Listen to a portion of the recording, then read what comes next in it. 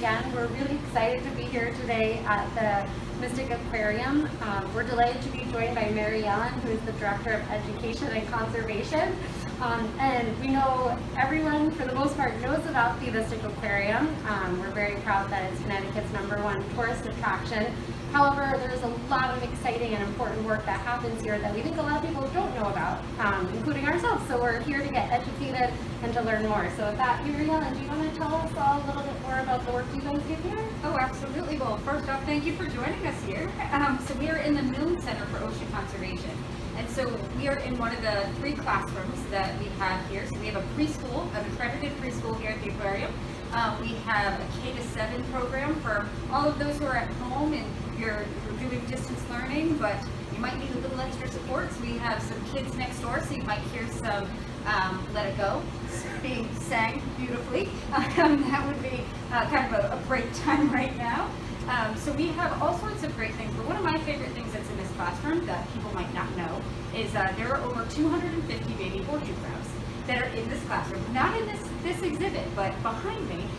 And that is some of the things is that we do a lot of conservation work here, not just locally, but globally.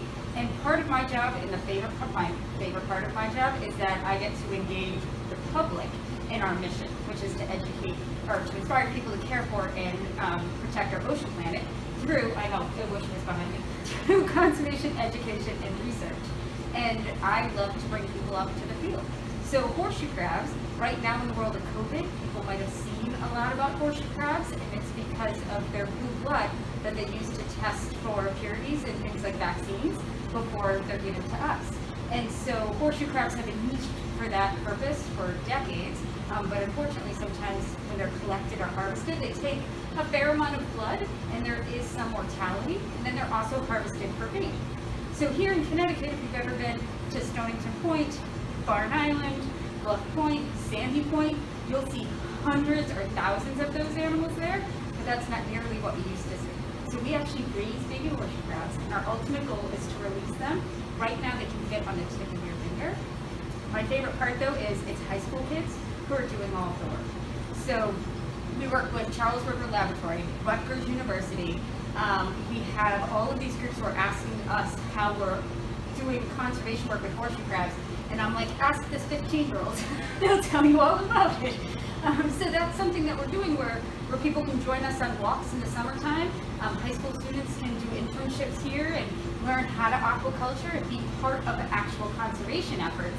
And it's not just always thinking about, oh, well, I have to work with the beluga whales, which is another really important aspect of our work here, because if you've ever been to the Arctic Coast exhibit, everybody has a favorite whale.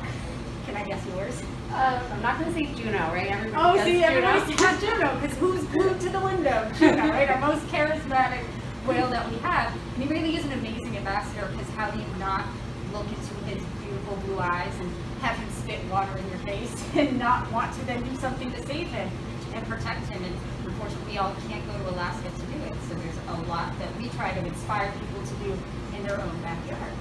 Yeah, that's great. Yes, and then so that's just kind of one thing just in this classroom. We do amphibian sampling, so if anybody's looking for something to do on a cold, rainy March night, you can join me out in the woods as we catch frogs and we swab them looking for a fungus that can impact local amphibian species or salamanders.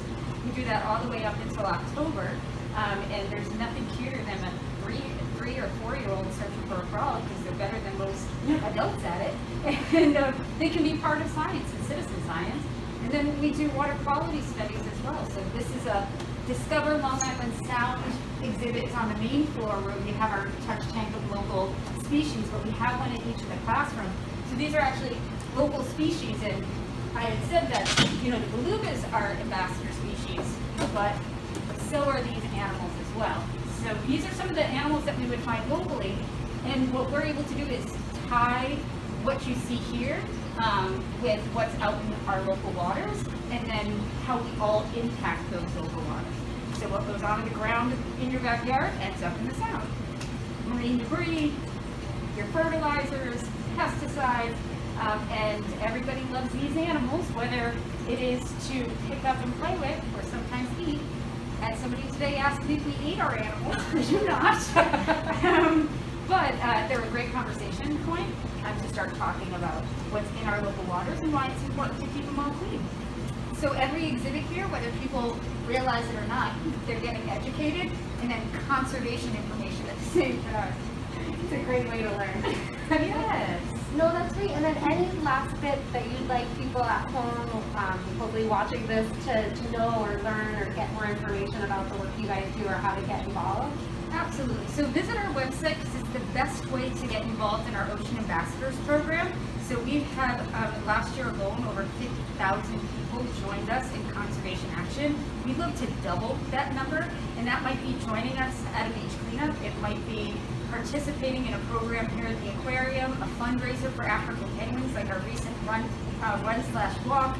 There's all sorts of different things that you can be part of, but also learn a lot more about what's going on here at the aquarium, including some of our newest exhibits. So definitely check out our events page. We have a really great conservation and action lecture series that's geared towards adults. So I know a lot of the time people think aquarium is for kids, but it's not. It's for everybody.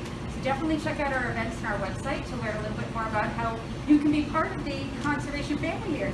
Thank you so much. Thank you.